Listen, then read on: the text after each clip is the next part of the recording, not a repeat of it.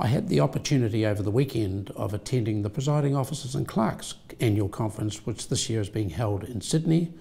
Unfortunately, because our House is sitting, I've had to come back before the completion of that conference, but this morning my Deputy Speaker, the Honourable Chester Burrows, is presenting a paper to this particular conference, and it talks about innovation in the New Zealand Parliament, the way we review our standing orders every 3 years and allow the Parliament and its methods to innovate over time.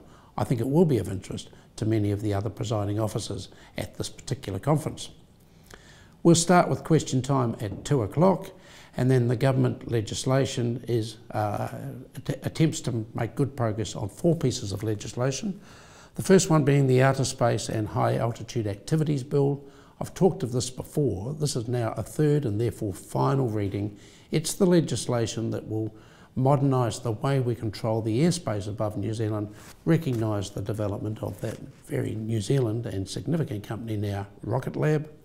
We then move to a continued second reading of Enhancing Identity Verification and Border Processes legislation bill.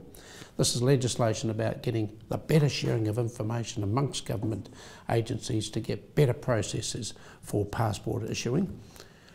Then we move to a third reading completion on the Land Transfer Bill, legislation that will modernise the way we record land transfer in this country.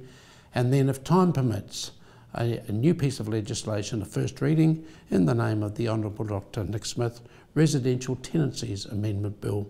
What this would do would allow landlords to have better opportunity to obtain recompense from tenants that deliberately damage properties.